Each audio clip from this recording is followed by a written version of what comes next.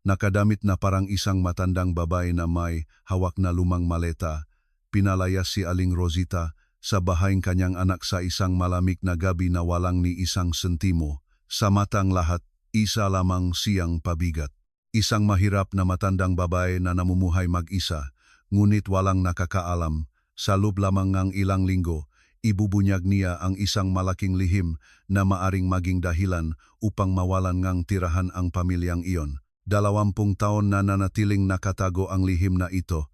Sa tingin mo, dapat bang magpatawad ang isang ina o manahimik na lang at lumayo? Isulat ang iyong opinyon sa comment section. Ang kwentong ito ay maririnig mo lamang sa channel ng Tunay na Kwento. Huwag kalimutang mag-subscribe para hindi mahuli sa mga bagong video. Sa gitnang malawak na palayan at luntiang mga burol sa lalawigan ng Batangas, nakatayo ang isang maliit na bahay na may bubong na yero na kinalawang ng panahon. Doon nakatira ang isang babaeng nag-iisa na nagngangalang Aling Rosita. Tinatawag siyang mataga-baryo, pag-asa ng may pagalang ngunit may distansya. Aling Rosita, ang akala ang lahat ay isa siyang retiradong nabubuhay ng simple mula sa kanyang pensyon. Paminsan-minsan, nakikita siya sa palengke na baryo na bumibili nga ilang talingang gulay, ilang kilong bigas o isang supot ng tuyo at pagkatapos ay tahimik na babalik sa kanyang bahay. Para bang hindi siya umiral, hindi siya sumasali sa mga umpukan, hindi dumadalo sa mga fiesta o binyagan, hindi nakikipag-ugnayan sa mga kapitbahay at wala ring makamag-anak na dumadalaw sa kanya. Mahilig, mag-isip-isip ang mga bata sa baryo. May nagsasabing dati siyang guro, mayroon ding nagsasabing isa siyang retiradong nurse. Ang ilang mananay ay naktsitsismisan minsan sa tindahan ni Aling Nena. Sabi nila, napakaganda raw dati ni Aling Rosita. Nag-asawa raw ng isang mayaman sa Maynila. Hindi malaman kung bakit bumalik dito ng mag-isa. Ngunit walang sinuman ang nakakaalam ngang katotohanan dahil hindi kailanman nagsalita si Aling Rosita tungkol sa kanyang nakaraan. Tuwing hapon, naupo siya sa maliit na beranda ng kanyang bahay, humihigop ng mainit na salabat habang pinagmamasdan ang madahon na sumasayaw sa ihip ng hangin. May mga nagsasabing may lap siya, ngunit para kay Aling Rosita, iyon ang katahimikang kailangan niya matapos ang mahabang bagyo sa kanyang buhay. 20 taon na ang nakalipas. Si Aling Rosita ay hindi isang matandang babae na nakasuot ng kupas na bestidang sokolate tulad ngayon. Noong panahong iyon, siya ang asawa ni Ramon Filarama, isang matagumpay na negosyante sa real estate at tagapagtatak ng isang imperyo sa ari-arian na nakabase sa Makati. Nakatira sila sa isang marangyang mansyon sa isang subdivision na hindi natutulog, na laging nailawan ng mga ilaw ng lungsod at walang tigil na busina ng masasakyan. Mayroon silang isang anak na lalaki, si Marco Filarama, isang matalino at magalang na bata, ang ipinagmamalaki ng pamilya. Ang buhay ni Aling Rosita ay pangarap para sa maraming kababaihan. Matagumpay na asawa, mahusay na anak, saganang yaman, mga magagarbong hapunan, bakasyon sa Europa, at mga sosyal na pagtitipon ng mga elitista. Hanggang sa isang araw ng Oktubre, lumipat ang kanyang asawa at anak para sa isang business trip mula sa Ninoy Aquino International Airport at ang kanilang eroplano ay bumaksak sa dagat ilang oras lamang matapos mag-take off. Walang nakaligtas. Ang tawag sa telepono ng madaling araw na iyon ay gumuho sa buong buhay niya. Sa loob ng ilang araw, ang marangyang mansyon ay naging isang malamig at tahimik na puntod. Wala nang tawanan, wala nang naglalambing na si Marco, wala nang anino ni Ramon sa bintana na nagbabasa ng diaryo. Si Aling Rosita ay anino na lamang ng kanyang sarili. Dumating ang mga nakikiramay, inialay ang mga panalangin, ngunit lumipas ang panahon at lahat ay bumalik sa kani-kanilang buhay. Maliban sa kanya, ang kanyang kalungkutan ay hindi pag-iyak, kundi isang walang katapusang kahungkagan. Hindi niya ipinagbili ang mga ari-arian, hindi ipinamahagi ang mga shares, ipinagkatiwala lamang niya ang kumpanya sa isang mapagkakatiwalaang team na dating kasama sa trabaho ng yumaong asawa. Daan-daang milyong piso, mga lupa, ari-arian, mga bank account lahat ay inilipat niya sa isang trust fund na Pamilya Filarama sa ilalim ng kanyang pangalan. Kumpleto ang mga dokumento, legal, ngunit hindi niya ginalaw ni isang kusing mula sa perang iyon. Ito ay tulad ng kanyang tahimik na panata. Nang hindi lumilingon, iniwan niya ang Maynila at lumipat sa isang liblib na baryo kung saan walang nakakakilala sa kanya. Gamit ang bagong pangalan at pagkakakilanlan, bumili si Aling Rosita ng isang maliit na kapirasong lupa at nagtayo ng isang simpleng bahay doon. Siya mismo ang nananahingang kanyang nadamit, gumagamit ng isang lumang dekipat na cellphone. Walang tumatawag, walang nakakaalam ng kanyang numero. Isang maliit na tala-arawan lamang ang lagi niyang dala-dala na naglalaman ng mga alaala kasama sina Ramon at Marco, pati na ang huling sulat mula sa kanyang anak na hindi pa niya kailanman naglakas loob na buksan. Sa loob ng tala-arawang iyon ay nakatago ang ilang alaala tungkol kina Ramon at Marco Filarama at ang huling sulat mula sa kanyang anak na ipinadala bago sumakay ng eroplano. Isang sulat na hanggang ngayon ay hindi pa niya nabubuksan dahil hindi niya kaya. Lumipas ang panahon.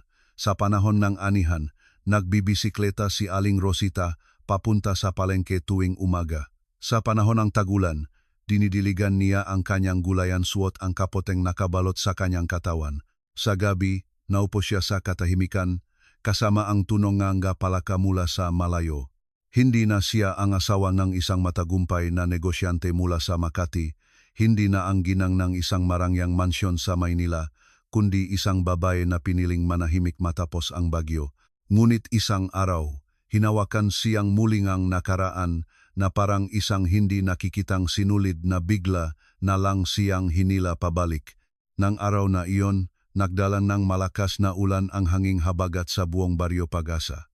Habang dumadaan sa lumang batong tarangkahan ng simbahan ng San Isidro Labrador sa bungat ng baryo, may napansin si Aling Rosita na kararating lang mula sa palengke. Sa una, akala niya ay isang basahan lamang na itinapon, ngunit gumalaw ang bagay na iyon. Itinigil niya ang kanyang bisikleta. Walang tigil pa rin ang buhos ng ulan.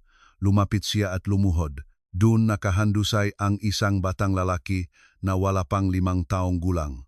Nangingitim sa ginaw ang maliit na katawan, basang-basa, nakadikit ang buhok sa noo, nangingitim ang mga labi, nakabukas ng bahagya ang mga mata, ngunit may maliit na liwanag ni Pag-asa na nananatiling nagniningas.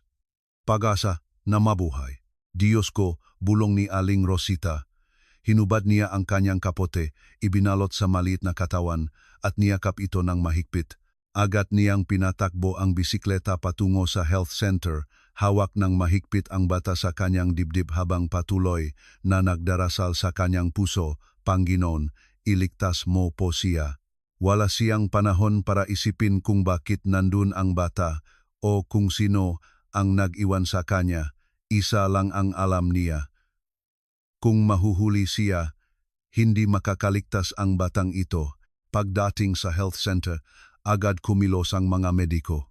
Kinabitan ng suwero ang bata, pinainit ang kanyang katawan at ginawa ang lahat para manatili siyang buhay. Naupo si Aling Rosita sa pasilyo ng ospital. Tumatak pa rin ang tubigulan mula sa kanyang buhok at damit, ngunit wala siyang pakialam, walang takot o pagtataka sa kanyang sarili.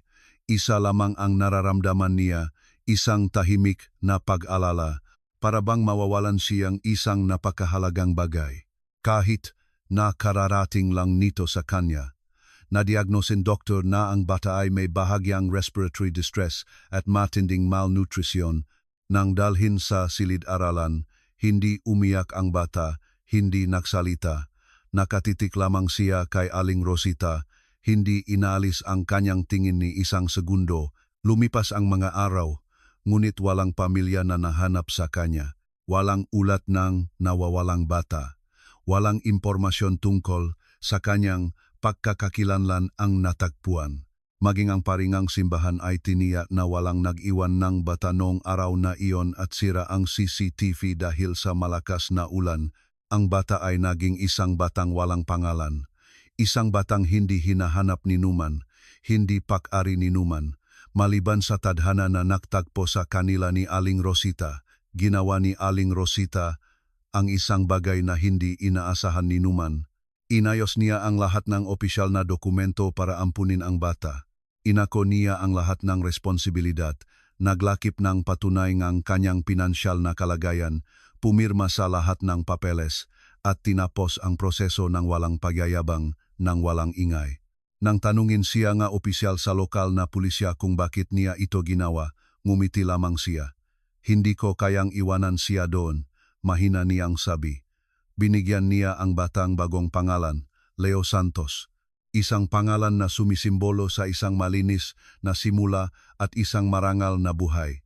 Mula ng araw na iyon, hindi na naging tahimik ang maliit na bahay ni Aling Rosita.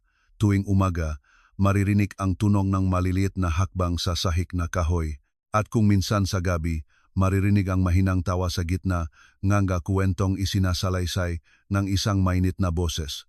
Si Leo Santos ay hindi isang batang madaldal, ngunit unti-unti nawala ang takot at pag-alinlangan sa kanyang mamata na napalitan ng tiwala at pagmamahal.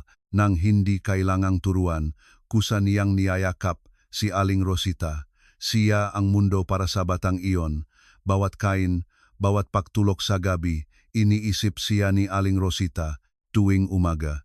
Inihahatid niya si Leo sa kindergarten, pagkatapos ay sa elementarya, at pagkatapos ay sa high school gamit ang kanyang lumang bisikleta. Sa bawat bagong pasukan, tinatahi niyang muli ang gawa niya lang na bag, inaayos ang uniforme na nagsisikip na at hindi kailanman nakakalimot maghanda ng baon. Isang maliit na lunchbox na naglalaman ng sinangag, adobong itlog at ilang hiwa ng atsara. Hindi kailanman nakita ni Leo si Aling Rosita na umiyak, lalo na ang marinig ang malakas na boses mula sa kanya. Ngunit sa tuwing nakakasakit siya, alam niyang nakaupo ang kanyang ina sa tabingang kanyang kama hanggang umaga. Kahit paglipas ng maraming taon, hindi malalaman ni Leo na sa lumang aparador na kahoy ay nakatago ang madokumentong ng mga bank account sa BDO ni Aling Rosita na may malalaking saldo na hindi niya kailanman ginalaw.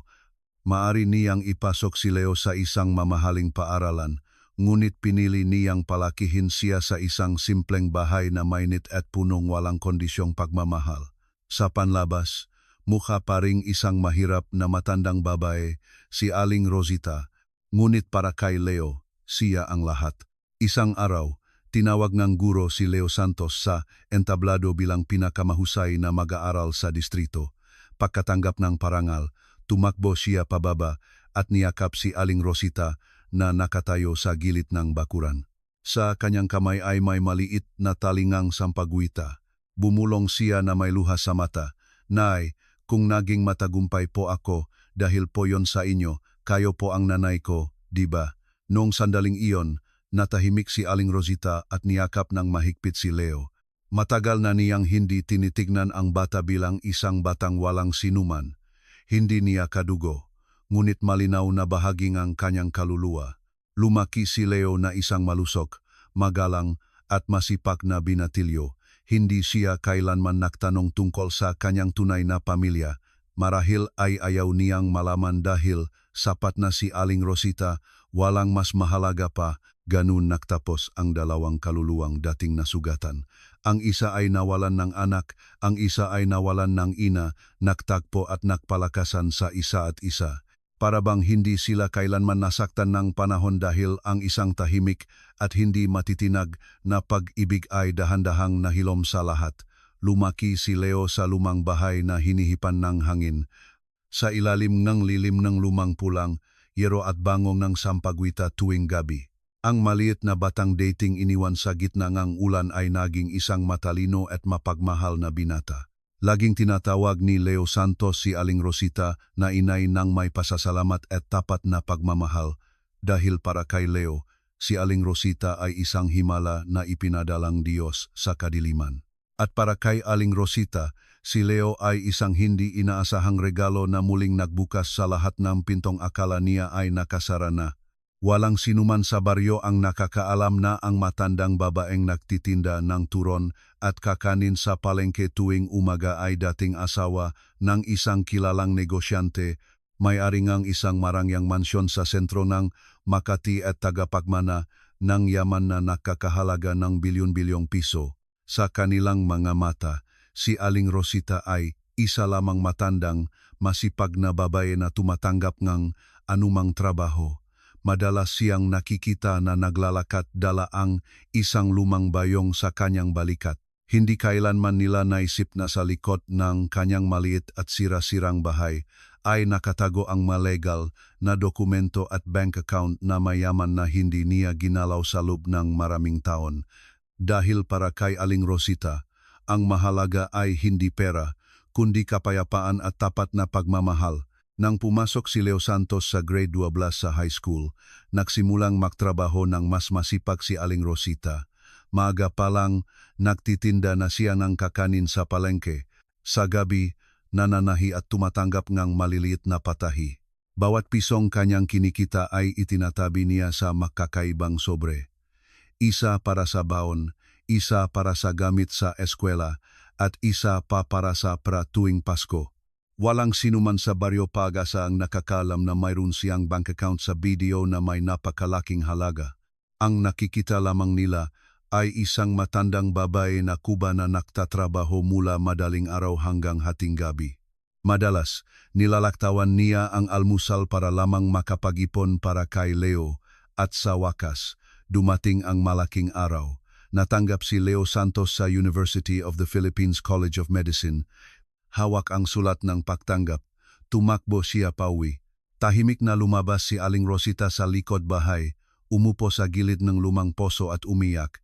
Hindi dahil sa problema sa pera, kundi dahil sa pagmamalaki at kaligayahan na hindi may paliwanag ng mga salita. Inihanda niya ang isang maleta, ilang damit na mayos na nakatupi, mga garapon ng atsara na gawa niya, isang maliit na garapon ng espasol at isang handsewn na kumot. Nang ihatid si Leo sa dormitoryo sa loob ng campus, niyakap niya ng mahigpit ang kanyang ina. Basang-basa pang pawis ang kanyang likod. Ang amoy ng araw at pawis ay humalo sa walang hanggang pagmamahal. Nagsimula na ang kolehiyo. Kahit na pinahiwalay silang distansya, laging tumatawag si Leo tuwing gabi. Minsan, nakukuwento tungkol sa klase, minsan tungkol sa mga kaibigan. Nagpapadala rin siya ng larawan ng kanyang parangal. Ngunit dahil hindi marunong gumamit ng smartphone si Aling Rosita, lagi siyang nagpapatulong sa gurong kindergarten sa kabilang kanto. Pakitingnan naman po kung ano ang sinulat ni Leo ngayon. Hindi niya sinasabi kaninuman, ngunit itinatago niya sa kanyang isipan ang lahat ng grado sa pagsusulit, balita tungkol sa scholarship, at maging ang larawan ng tanghalian ni Leo. Para matustusan ang lahat ng pangangailangan ng kanyang anak, nagtrabaho siya ng mas masipag, nagbabayad ng upa sa dormitoryo, bumibili ng mga libro, gamit sa pagsulat, at pamasahe. Sa mga malamig na gabi ng tag-ulan, nananahi siya sa ilalim ng nanginginig na ilaw ng kandila at kung minsan ay nakakatulog sa harap ng makinangang pananahi dahil sa sobrang pagod. Ngunit sa tuwing tumutunog ang cellphone at lumalabas ang pangalang Leo tumatawag, agad niyang pinupunasan ang kanyang mukha, ngumingiti, at sinasagot ito. Anak, kumain ka na ba? Hindi ka ba giniginaw? Sapat pa ba ang pera mo? Hindi kailanman ginalaw ni Aling Rosita ang kanyang yaman, hindi dahil sa katigasan ng ulo, kundi dahil sa paniniwala. Naniniwala siya na dapat matuto ang isang anak na mabuhay sa sariling pagsisikap. Mula pagkabata, itinanim niya ang isang prinsipyo. Kung may magbigay sa iyong isang butil ng kanin, tanggapin mo ng may pasasalamat. At kung isang araw ay bigyan ka ng pagkakataon guhay, suklian mo ang kabutihan ng doble. Isinaulo ni Leo Santos ang payong ito at ginawa itong gabay sa buhay.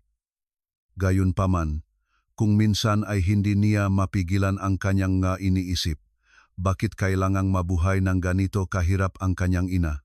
Bakit hindi bumibili ng bagong damit? Bakit ayaw magpagamot kahit hindi gumagaling ang ubo? Bakit ayaw tumanggap ng tulong mula sa gobyerno?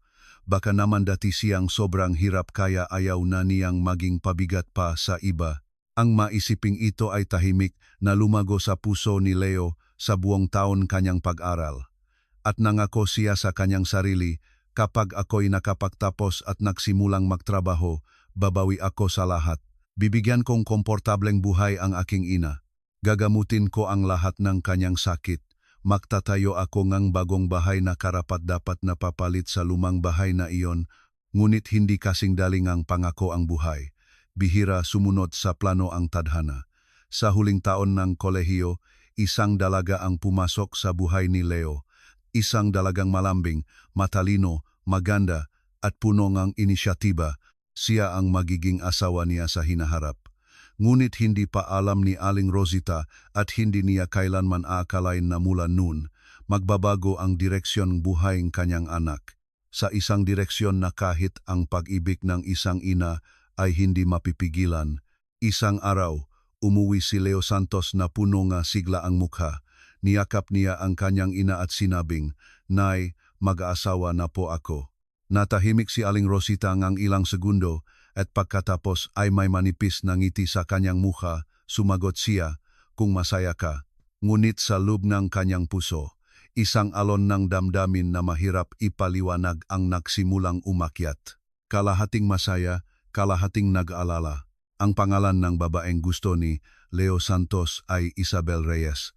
Isang tunay na babaeng tagalungsod, elegante, matalino, nagtapos ng economics at nagtatrabaho sa isang dayuhang kumpanya. Punong tiwala sa sarili ang kanyang mahakbang, perpekto ang kanyang pananalita. Hindi kahawik ni Isabel si Aling Rosita at hindi rin tulad ng ibang babaeng nakilala niya sa buong buhay niya. Mula pa noong una silang makita, naramdaman na ni Aling Rosita ang isang hindi nakikitang distansya sa pagitan nila. Hindi tungkol sa edad, kundi sa pagkakaiba nga pananaw sa buhay, ng mga halaga.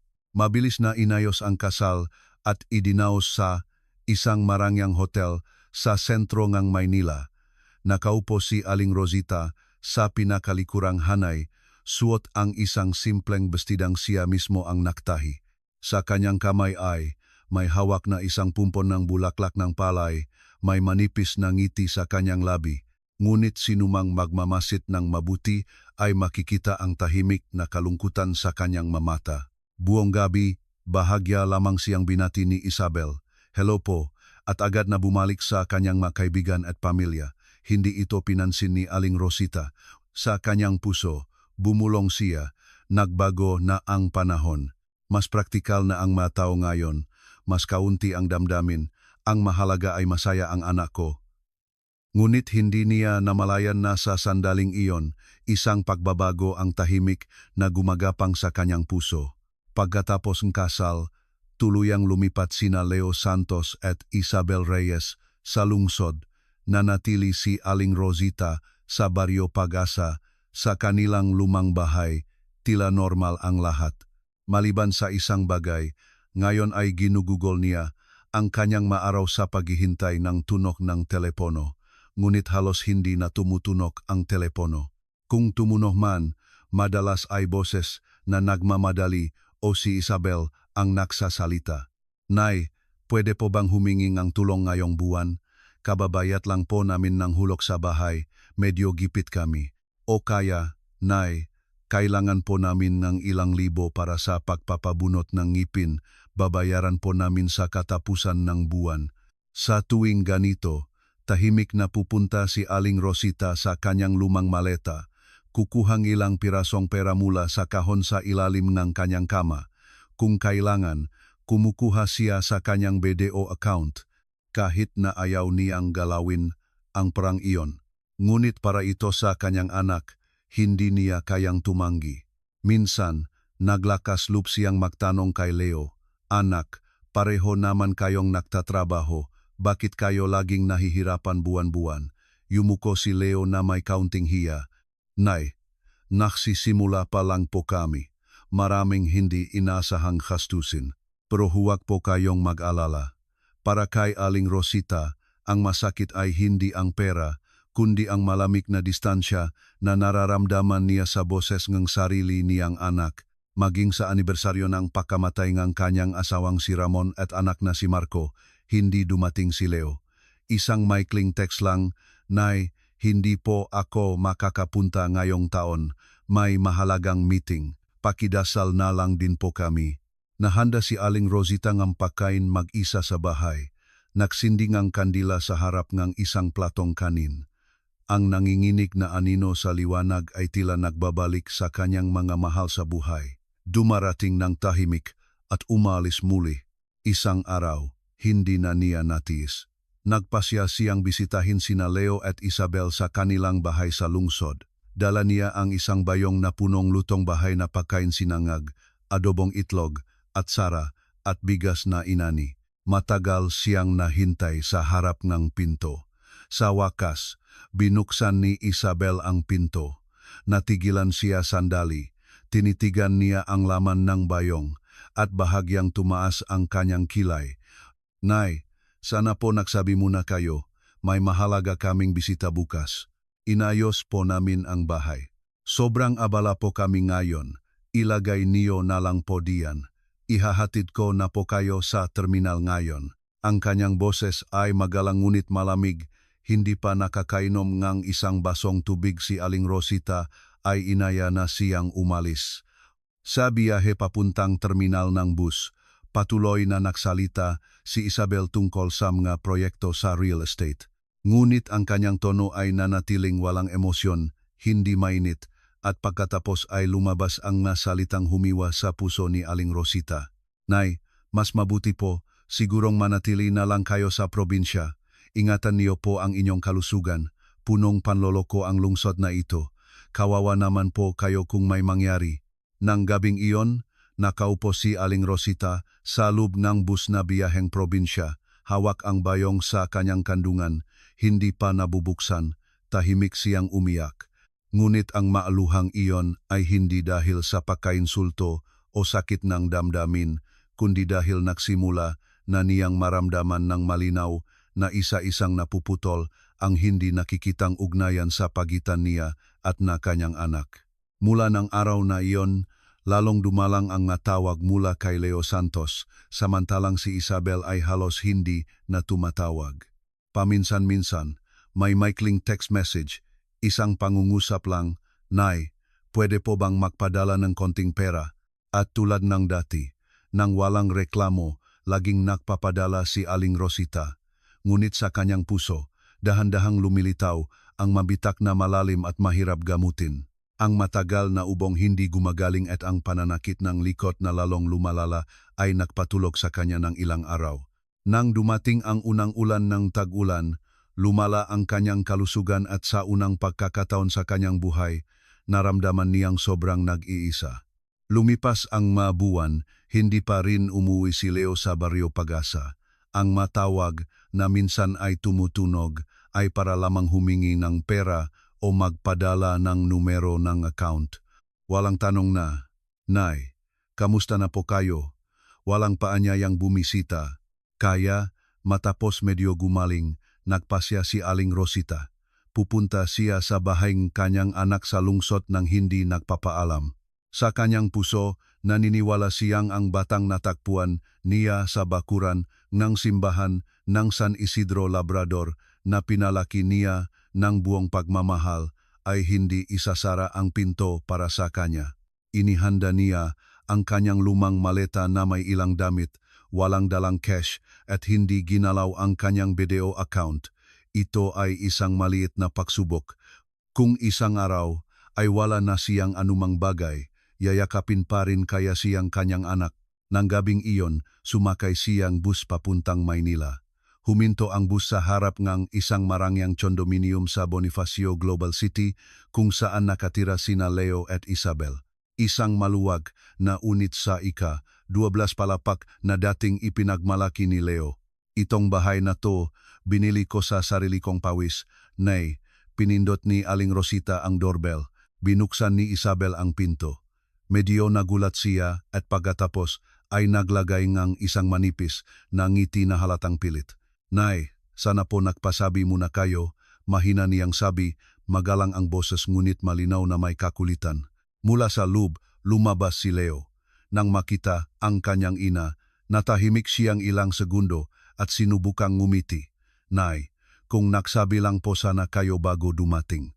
Mahigpit na hinawakan ni Aling Rosita ang hawakan maleta na natiling mainit ang ngiti. Anak, may sakit ako sa probinsya. Sobrang lamig ng hangin. Hindi pa gumagaling ang ubo ko. Naisip ko na makakulong kung magpapahinga akong ilang araw dito.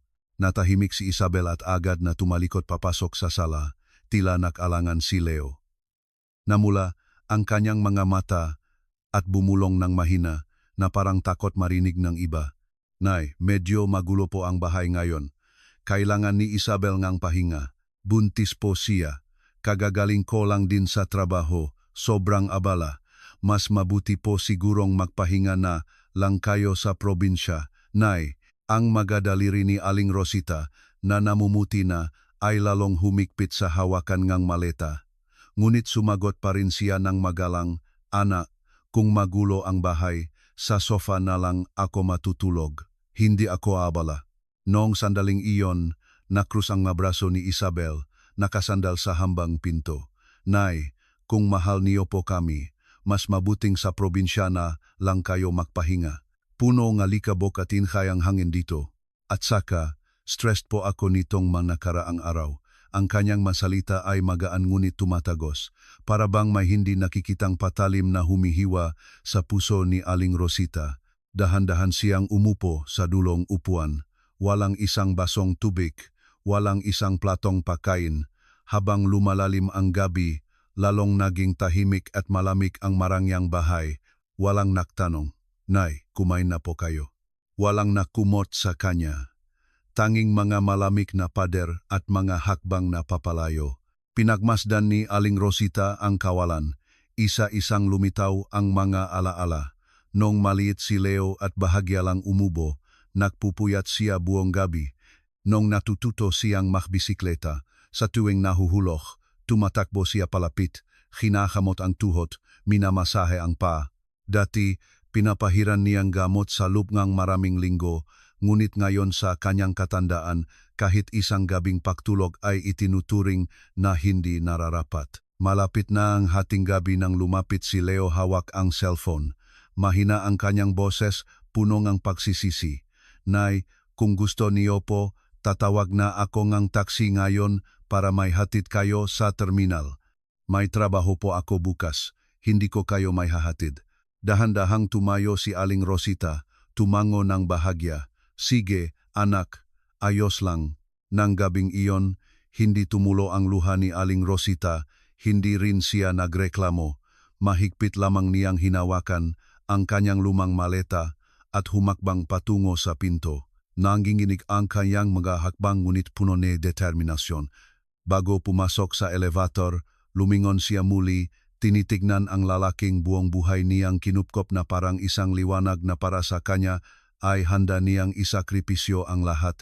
Sa mahinang boses, sinabi niya, Anak, alagaan mo ang asawa mo, ayos lang ako. At pagkatapos ay nawala siya sa lamig ng gabi ng lungsod sa loob ng isang lumang taksi. Walang ni isang sentimo sa kanyang bulsa. Ngunit ang problema ay hindi kahirapan. Iniwan na ni Aling Rosita ang lahat, maging ang huling natitirang tiwala. Nagpasya siya na ito ay isang pagsubok. Kung isang araw ay wala na siyang anuman, ituturing pa rin ba siyang mahalagang kanyang anak? Ngunit ng gabing iyon, natanggap niya ang sagot, at ito ay napakasakit. Hindi siya dumiretso sa Barrio Pagasa. Sa driver ng taxi, nagpahatid siya sa isang murang lodging house sa gilid ng lungsod, isang lugar na dati niyang tinuluyan nang ihatid si Leo para sa entrance exam sa universidad. Sa isang maliit at maalinsangang kwarto na may lumang ventilador na umuugong sa kisame, umupo siyang nag-iisa sa sulok. Ngunit para kay Aling Rosita, sapat na ang lugar na iyon, isang simpleng sulok para muling baon ang durok na puso. Kinabukasan, bumili siyang diaryo at ilang merienda sa isang karinderya. Pagkatapos ay bumalik sa lodging house. Binuksan niya ang kanyang cellphone, baka sakaling may mensahe mula kay Leo, ngunit wala ni isa. Isang maikling mensahe lamang mula sa isang matagal ng kakilala, isang dating kasambahay sa kondominium kung saan nakatira sina Leo at Isabel. Ang sabi sa mensahe, "Aling Rosita, narinig ko po silang nag-usap kahapon. Sabi nila nakakahiya raw po kayo, dumating para humingi ng tulong. Sabi pa, matanda na raw at mahirap pero nanggugulo pa rin. Nasaktan po ako sa narinig ko, hindi ko lang po alam kung alam niyo na." Binasa ni Aling Rosita ang mensahe ng paulit-ulit. Namula ang kanyang mga mata. Nawalan na siyang asawa, si Ramon Villarama, at ng bunsong anak, si Marco Villarama, ngunit walang sugat na mas matalas kaysa sa mga salitang iyon. Ang anak na pinalaki niya ay pinag-usapan siya na parang isang pabigat, ngunit hindi nagalit si Aling Rosita, tanging isang malalim at tahimik na pagkasikip ng dibdib. Dati nananahi siya araw at gabi, nanginginig sa palengke para sa isang subong kanin. Lahat ng kanyang kinita ay ibinuhos niya para sa kinabukasan ng isang anak, at ngayon sinuklian lamang siya ng dalawang salita, pabigat sa buhay, ngunit hindi doon natapos ang sugat. Pagkalipas ng isang linggo, sa isang sulok ng lungsod, nakasalubong niya ang isang matagal ng kaibigan na dating kasambahay at ngayon ay nagtitinda na fishball. Matapos ang maikling kumustahan, nagtanong ang kaibigan ng may pag-alinlangan, "Aling Rosita, narinig mo na ba yung bahay niyo sa probinsya? Sabi raw, ibebenta ni na Isabel at Leo. Sabi nila, itinayo raw ang bahay na iyon sa tulong nila at humihingi sila ng papeles mula sa munisipyo. Matanda na raw ang nanay nila. Hindi na kayang alagaan ang bahay." Natahimik si Aling Rosita. Natuyo ang kanyang lalamunan. Ang bahay na iyon, bawat ladrilyo, bawat bintana ay itinayo sa sarili niyang pawis. Nakapangalan kay Leo ang titulong lupa, ngunit walang ni isang sentimo na galing sa kanila. At ngayon, ipinagbibili nila ito ng patago, nang walang pasabi. Nang gabing iyon, bumalik siya sa kanyang kwarto sa lodging house. Sinindihan niya ang maliit na ilaw, umupo sa gilid ng bintana.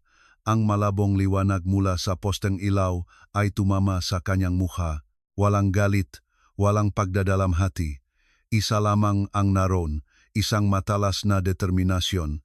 May manipis na ngiti, bumulong siya, "Tama na."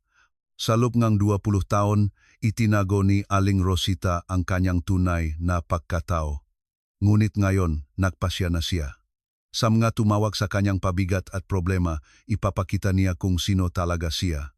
Kinuha niya ang kanyang lumang cellphone, binuksan ang isang lumang contact. May isang pangalan, Mang Ben, ang dating personal secretary, yumaong asawa niyang si Ramon Villarama, isang taong tapat at hindi nagbago. Nang sagutin ang tawag, isang mainit na boses ang narinig sa kabilang linya. "Ma'am Rosita, isang biyaya po na marinig ang boses ninyo." Ngumiti si Aling Rosita, ngunit matigas ang kanyang tono. "May kailangan akong maliit na pabor, Mang Ben. Kailangan kong isang maliit na apartment sa lungsod, tahimik at hindi kapansin-pansin. Nagpaplano ako."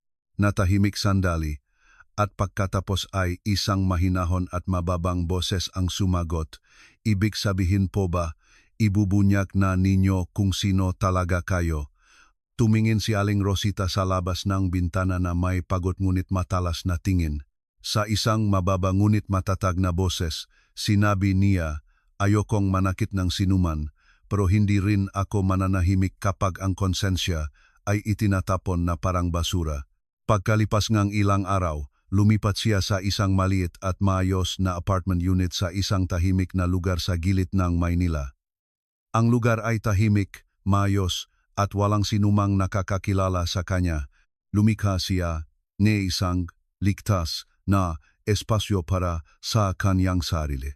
Kumuha rin siya ng isang katulong, si Mang Lito, isang dating security personnel ng kanyang yumaong asawa na ngayon ay kanyang driver at personal assistant. Ayon sa utos ni Aling Rosita, sinimulang alamin ni Mang Lito ang estado ng lupa at mga dokumento ng lumang bahay sa Baryo Pag-asa at palihim na kinausap si Ati. Jose Cruz, ang mapagkakatiwalaang abogado na dating humawak sa lahat ng ari-arian at pamumuhunan ng yumawong asawa. Isang umaga, habang humihigop ngang sa maliit na balkonahe ng kanyang apartment, sinuri ni Aling Rosita ang isang tumpok ngam nga dokumento sa kanyang harapan. Tumigas ang kanyang tingin. Lahat ng sugat ng nakaraan ay naging determinasyon, hindi para sa paghihiganti, kundi para magbigay ng aral. Bago kumilos, sinuri niya ang lahat ng yaman ari-arian, ginto, bank accounts, stocks. Isang malaking kayamanan na sa loob ng 20 taon ay hinayaan niyang manahimik. Dati, inilaan niya ito para kay Leo Santos, ngunit ngayon, napagtanto niyang hindi maaring ibigay ang pagmamahal magpakailanman kung hindi ito pinahahalagahan. At sinumang nakakalimot sa utang na loob, tuturuan sila ngang buhay ngang tunay na halaga. Sa loob nga 1 linggo, tiniyak ni Ati Cruz na lahat ng ari-arian maliban sa bahay sa probinsya ay nasa pangalan pa rin ni Aling Rosita. Ang bahay sa probinsya ay ipinangalan niya sa kanyang anak para lamang sa kaginhawahan. Ngayon, oras na para itama ang pagkakamaling iyon. Babawiin ko ang bahay na iyon, sabi niya sa isang matigas na boses. Lahat ay ginawa ng legal, walang komprontasyon. Tumango si Ati Cruz ng may paganga. Anumang utos ninyo, ma'am, ayusin ko ng malinis. Sa loob ng 1 buwan, lahat ng ari-arian ay inilipat sa legal na pangalan na Celia Diaz Villarama, ang lihim na pagkakakilanlan na dati niyang ginagamit para sa mga usaping pinansyal. Ngayon, opisyal na si Celia Diaz Villarama ay isang independent na negosyante na mayaman na higit sa 1 bilyong piso. Walang nakakaalam, hindi si Leo, hindi si Isabel, na ang matandang babae na mukhang simple ay isa sa pinakamayayamang tao sa lungsod. Bumili si Aling Rosita ng isang villa na may sariling fish pond at malawak na hardin sa isang elite na subdivision sa labas ng lungsod. Tahimik at may seguridad. Lahat ay binayaran niya ng cash. Namangha ang real estate agent nang makita ang eleganteng matandang babae na bumaba mula sa isang mamahaling sasakyan. Lumipat siya kasama lamang si Mang Lito at ang kanyang bagong katulong na si Aling Nena na espesyal na pinili mula sa isang pinagkakatiwalaang ahensya. Walang nakakaalam kung sino talaga siya. Ang akalang lahat ay isa siyang biyudang walang anak na dating nakatira sa ibang bansa at ngayon ay bumalik sa Pilipinas para mamuhay ng payapa sa kanyang katandaan.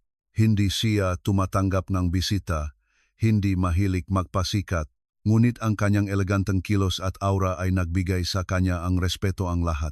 Naging tahimik ang lahat.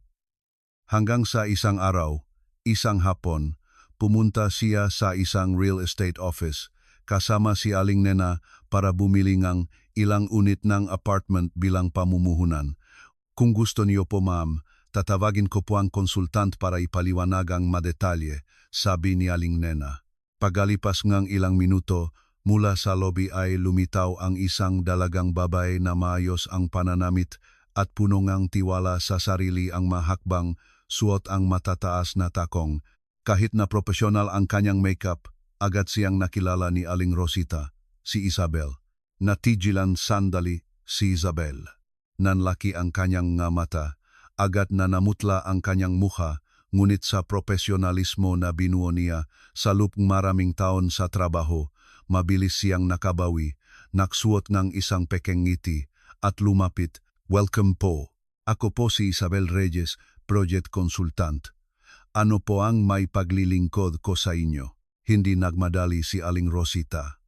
Dahan-dahan niyang inalis ang kanyang salamin sa mata at ipinatong sa mesa, tumingin ng diretso sa mga mata ni Isabel. Ang kanyang boses ay walang galit o lambing, tanging isang lamig na parang yelo. Magkakilala ba tayo? Medyo nataranta si Isabel, iniwas ang tingin. Hindi po ako sigurado, siguro po. Kalmadong idinagdak ni Aling Rosita, ako ang babaeng pinalayas mo sa gitna ngabi sa harap nga iyong pinto, dala ang isang lumang maleta. Nawalan hininga si Isabel, Lalong namutla ang kanyang mukha, mahigpit na hinawakan ang mga dokumento sa kanyang kamay. Nanginginig ang kanyang mga daliri. Papasensya na po ang ibig kong sabihin. Pinutol siya ni Aling Rosita. Nasa isang real estate company tayo. Dito, ang pinag-usapan ay halaga, hindi mga salitang walang laman. Sa katunayan, hindi na kailangang magsalita. Dahil sa pagbaba pa lang ni Aling Rosita mula sa mamahaling sasakyan at pagupo sa eksklusibong mesa ng kliyente suot ang kanyang eleganteng damit, ang pekeng pagkatao ni Isabel ay gumuho na. Umatras si Isabel mula sa mesa at isang mas batang staff ang pumalit sa kanya para asikasuhin ang transaksyon. Ngunit simula pa lamang ito, mula ng araw na iyon, hindi na nakatulog ng mahimbing si Isabel. Nagsimula siyang magtanong-tanong sa mga tao sa paligid tungkol sa kung sino talaga si Miss Celia.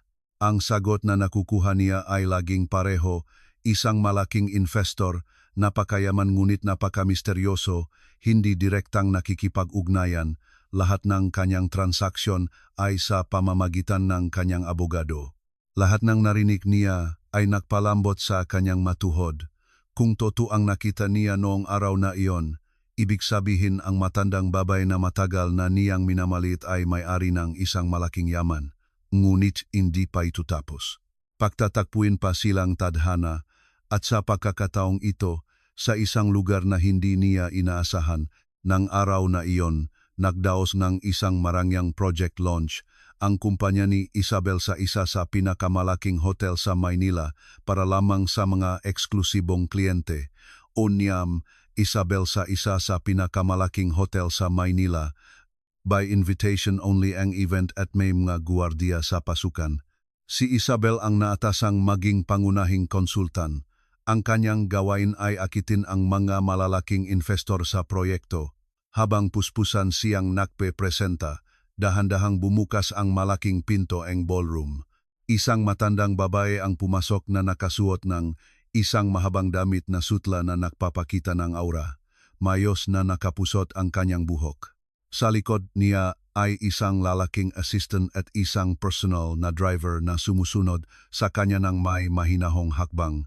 Simple ang kanyang anyo, ngunit ang kanyang paglakad at kilos ay nagpatahimik sa buong silid. Agad na yumuko nang may pagalang ang mga gwardiya. Nagmamadaling nagbigay daan ang mga staff sa reception. Nakatayo si Isabel sa gitnang silid, hawak ang mikropono. Tumingin siya sandali at parabang nawala ang dugo sa kanyang katawan. Ang babaeng pumasok ay si Aling Rosita o ngayon ay kilala bilang Miss Celia Villarama. At sa sandaling iyon, napagtanto ni Isabel na ang babaeng nasa harap niya ay mas makapangyarihan kaysa sa kanyang inaakala. Kusa niyang ibinaba ang mikropono. Pagkatapos, may pekeng ngiti at pilit na eleganteng hakbang, lumapit siya kay Miss Celia. "Welcome po ma'am," sabi niya. "So, dumalo rin po pala kayo sa aming event ngayon. May dala po ba kayong imbitasyon?" Ang pangungusap na yon ay nagpalingon sa ilang nga bisita. Ang sinabi ni Isabel ay tila nagsasabing hindi lahat ay pwedeng pumasok dito. Isang nakatagong insulto, isang hayagang pagsubok. Ngunit hindi nagsalita si Miss Celia. Tinitigan lamang niya ng malalim si Isabel na parang isang estranghero. Ang asistan sa kanyang tabi ay mahinahong naabot ng isang puting sobre. Nakasulat dito ang Celia Villarama sa gintong letra. Sa ilalim ay may pirma mula sa CEO ng kumpanya. Sakto namang dumating ang senior project manager na si G. Aditya na nagmamadali nang makita si Miss Celia. Agad siyang yumuko ng may buong paggalang. "Welcome po, Ma'am Celia. Isang malaking karangalan po na makita kayo rito. Inihanda na po namin ang lahat sa VIP Lounge. Sumunod po kayo sa akin." Pagkatapos ay lumingon siya kay Isabel na may seryosong mukha at matigas na tono. "Mrs. Reyes, sino ang nagbigay sa iyong karapatang kausapin ang isang kliyente ng ganyan?" Natikilan si Isabel.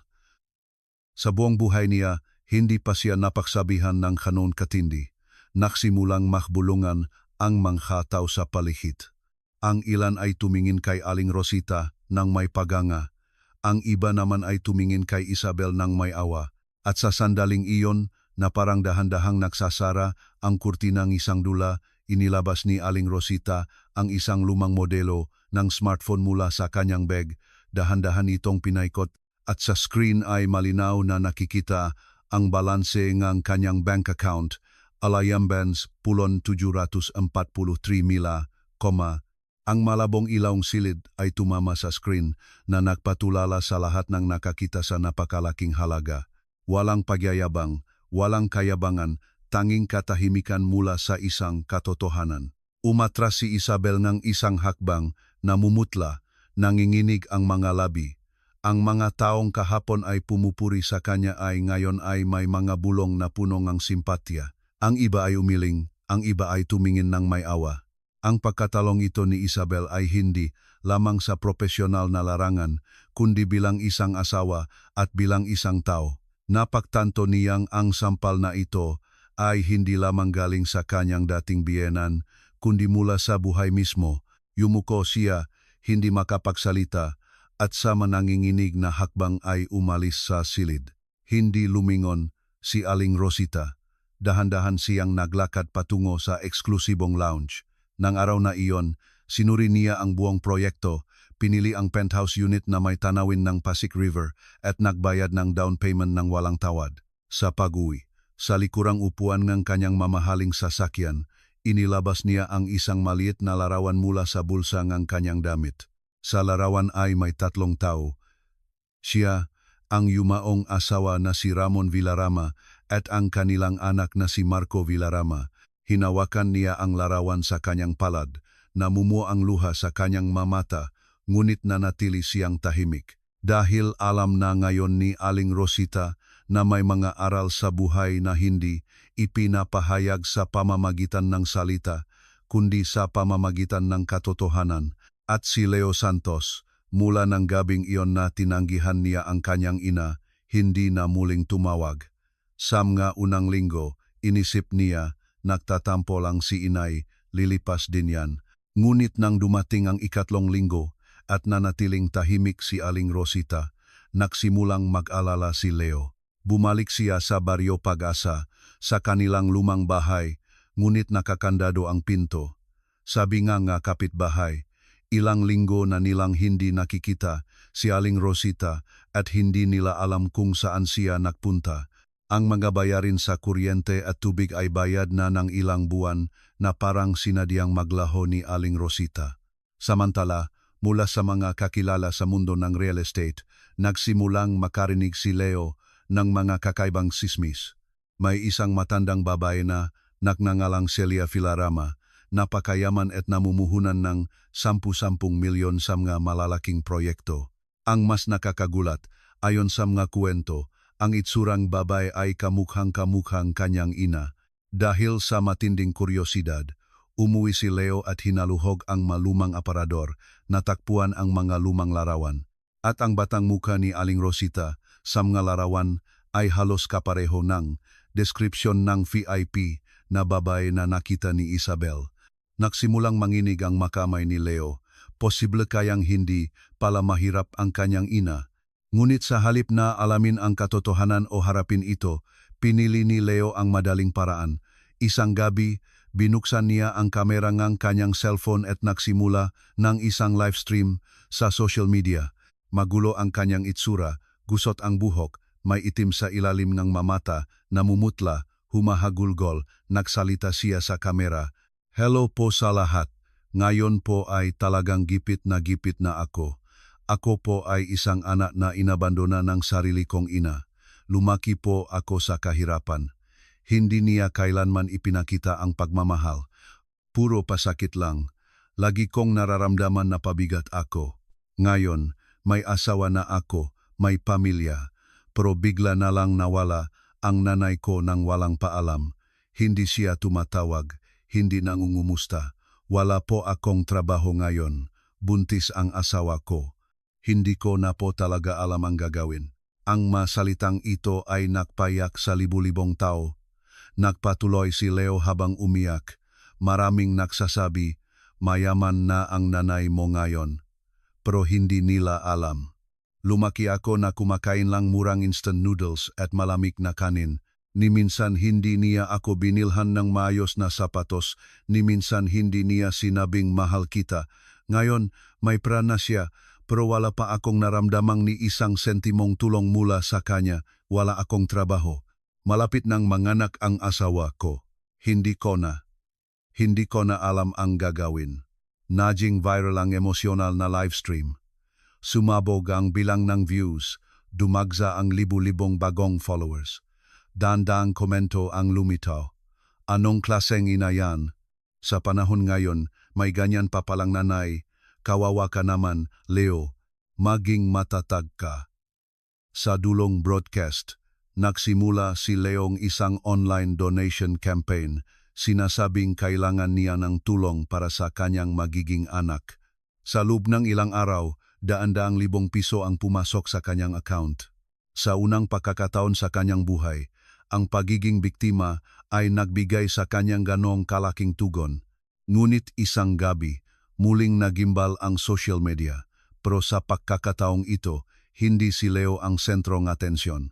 Ang lumitaw ay si Aling Rosita, ngunit hindi may galit, kundi may katahimikan. Isang post lang ang ibinahagi niya. Isang link na naglalaman ng mga kopyang dokumento at lumang papeles. Nandun ang opisyal na adoption papers na nagpapatunay na si Leo ay hindi tunay na anak kundi inampon lamang. Nandun din ang mga hospital bill nung 3 taong gulang si Leo at nakapneumonia, mga patunay ng paglilipat ng pera para sa matrikula bawat semestre at mga detalye kung paano ginastos ang kanyang maliit na sahod sa loob ng maraming taon para sa pag-aral at pangangailangan ng bata. Sa dulong post, isinulat niya, "Inalagaan ko siya kahit hindi ko siya kadugo. Ibinigay ko ang aking pagmamahal. Ngunit ngayon, sinisiraan niya ako at niloloko ang matao. Inaabuso ang kabutihan ng iba. Hindi na ako mananahimik." Sumabog ang post. Libu-libong komento ang lumitaw. "Pinag-aral mo ang anak mo hanggang kolehiyo, tapos ganito ang isusukli. Tingnan niyo ang lahat ng ebidensya. Bawat piso, accounted." Ito ang tunay na pagmamahal ng ina. Walang hiya ka, Leo. Ang video ni Leo ay binahanga bagong komento, ngunit hindi na simpatiya. Ang tawag sa kanya ngayon ay mas masakit. Ang nagbebentang luha, anak na walang utang na loob, emosyonal na manloloko. Ngunit hindi doon tumigil si Aling Rosita. Gumawa siya ng mas malaking hakbang. Nagsampa siyang kaso. Isang reklamo ang inihain sa korte na may 3 pangunahing paratang: paninirang puri, panloloko sa publiko para sa pinansyal na pakinabang, at malisyosong panlilinlang. Ang kanyang abogado, si Ati Jose Cruz, ay nagsumiten ng mga ebidensya, mga bank transfer mula sa donasyon, mga provokatif na komento mula sa mga peking account at mga video ng mga kasinungalingan ni Leo. Nang matanggap ni Leo ang subpoena, nanlaki ang kanyang nga mata. Nagalit siya. Agad siyang pumunta sa lumang bahay sa probinsya, ngunit hindi na lumang berdeng pintong kahoy ang nandun. Isang modernong kulay abong gate na bakal ang nakalagay. Sa harap ay may bagong plaka, "Kediaman nga Filarama." Isang guardiya ang lumabas. "Ano po ang may paglilingkod ko, sir?" Mahinang sumagot si Leo, "Dito ako lumaki. Bahay ko to." Kumunot ang nung guardiya at sumagot ng matigas, "Paumanhin po, sir. Ang property na ito ay pag-aari ni Ms. Celia Villarama. Wala po kayong pangalan na nakarehistro dito." Nung sandaling iyon, nanghina ang mga tuhod ni Leo. Hindi lang emosyonal, pinutol na rin ng kanyang ina ang lahat ng ugnayan sa kanya sa legal na paraan. Pagkalipas nga ilang araw, dumating ang araw ng paglilitis. Pumasok si Leo sa korte na pagod, suot ang isang kupas na jacket, may malalim na itim sa ilalim ng mamata, wala ng kayabangan, wala ng pekeng luha. Sa kabilang panik, nakaupo si Aling Rosita, na ngayon ay si Ms. Celia Villarama, suot ang isang simpleng damit, tuwid na nakaupo, kalmado, walang galit, walang sama ng loob, tanging isang nakapapayapang aura. Binasang hukom ang makaso. Ang nasasakdal ay gumawa ng maling pahayag sa internet. Nagpakalat ng mga hindi totoong kwento ngang paghihirap, nangalap ng pondo sa mapanlinlang na paraan, at sinubukang sirain ang mabuting pangalan ng nagsasakdal. Sinubukang iligtas ng abogado ni Leo ang sitwasyon. Ang kliyente po namin ay dumanas ng matinding emosyonal na paghihirap, trauma sa paggabata, pagkawala ng trabaho, at matinding pressure sa pananalapi, kaya niya nagawa ang maito. Ngunit sa sandaling iyon, dahan-dahang tumayo si Aling Rosita. Tinitigan niya ang kanyang anak ng kalmado, walang galit, walang lungkot, tanging isang lamig na parang yelo. Pagkatapos ay nagsalita siya sa isang mahina ngunit matalas na boses. Hindi ko siya isinilang, ngunit isinapuso ko siya. Binigyan ko siya ng buhay ng walang hinihintay na kapalit. Ngayon, walang salita ang makakapagbago sa kanyang ginawa. Pinili niya ang kanyang landas, at ako rin ay magpapatuloy sa aking landas. Natahimik ang buong korte. Naramdaman ngang lahat ang sakit ng pag-ibig ng isang ina na biglang naputol. Inihayag ang desisyon ng hukom. Si Leo Santos, ang ampon na anak ni Celia Villarama, ay natalo sa kaso. Hinatulan siyang magbayad ng danyos sa kanyang ina, sagutin ang lahat ng gastos sa korte, permanenteng isara ang kanyang social media account, at ipinagbabawal na banggitin ang pangalan ng kanyang ina sa publiko. Bukod dito, ang lumang bahay sa Barrio Pag-asa na sinubukan niyang ibenta ay opisyal ng pag-ari ni Aling Rosita, at nawala ang lahat ng karapatan ni Leo sa mana. Dahil sa malaking halaga ng danyos, na-blacklist siya sa mga bangko, nasira ang kanyang credit score, maging ang kanyang asawa ay hindi na natiis ang pasanin, nagayin si Isabel ng diborsyo at umalis kasama ang sanggol sa kanyang sinapupunan. Nagiwan lamang siya ng isang maikling mensahe, hindi ka kailanman natuto, pinili mong kaawaan ka sa halip na maging tapat. Ngayon, harapin mo ang mga kahihinatnan. Si Leo Santos, na dating kinawawaan bilang isang kaawa-awang anak, ay naging simbolo ng pagtataksil. Pagkatapos na paglilitis, nagpadala lamang si Aling Rosita ng isang maikling press release. Wala akong sama ng loob sa aking anak, ngunit hindi ko rin hahayaang baluktutin ang katotohanan. Pinuputol ko na ang lahat ng ugnayan. Sa aking buhay, walang lugar para sa mga taong ginagawang sugal ang pagmamahal. Sa isang fila sa tabing lawang tal, bawat umaga, nagtitimplang ang kape si Aling Nena, habang ang sikat ng araw ay pumapasok sa malalaking bintana. Wala ng pagmamadali, wala ng tanikalangang responsibilidad. Naupo si Aling Rosita sa ilalim ng isang puno sa hardin, minsan ay naglalakad sa tabing lava, minsan ay naupo sa beranda na humihigop ng mainit na kape. Dati, naniniwala siyang ang kaligayahan ay nasa hapagkainan, sa tawanan ng mga bata, sa tawag na inay. Ngunit ngayon, napagtanto niyang ang ilang tawag na inay ay hindi nagmumula sa pagmamahal, kundi sa isang tanikala ng pag-asa na laging humihingi. Sa loob ni maraming taon, ibinigay niya ang pagmamahal sa maling lugar. Kaya ngayon, itinatabi na lamang niya ang kanyang pagmamahal para sa kanyang sarili. Hindi na niya kailangan ng sinumang tumawag sa kanya na inay. Dahil sa huli, siya ay naging babay ng kanyang sariling buhay. Ang mga kapitbahay sa paligid niya ay tinatawag siyang Ginang Celia, ang pintor. Walang nakakaalam kung sino siya dati, kung sino ang naging anak niya, kung sino ang lumimot sa kanya, at ang kawalan ngang kaalaman na iyon ang nagpagaan sa kanyang buhay. Sa unang pagkakataon sa kanyang buhay, nabuhay siya ng hindi kailangang maging asawa ng sinuman o inang sinuman.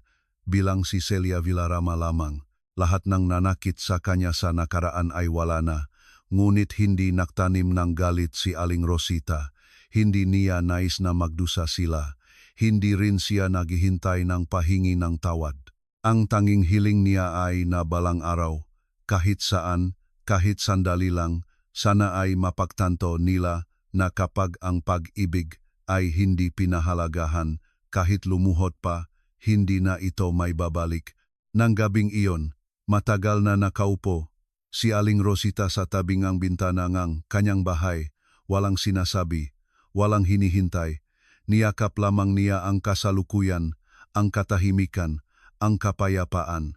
Dahil alam niyang ang tunay na kapayapaan ay hindi nagmumula sa sinumang kasama mo. Ang tunay na kapayapaan ay dumarating kapag binitawan mo na ang lahat, maging ang mataong minamahal mo. At ngayon, tatanungin kita, kung ikaw ang nasa posisyon ni Aling Rosita, magpapatawad ka ba o pipiliin mong maglakad mag-isa? Iwanan ang iyong komento sa ibaba. At kung nais mo mas maraming tunay at nakakantig na kwento tulad nito na maabotang mas maraming tao, huwag kalimutang mag-subscribe sa aming channel. Dahil kung minsan ang isang kwentong isinalaysay sa tamang panahon ay maaring magpainit sa isang pusong nanigas na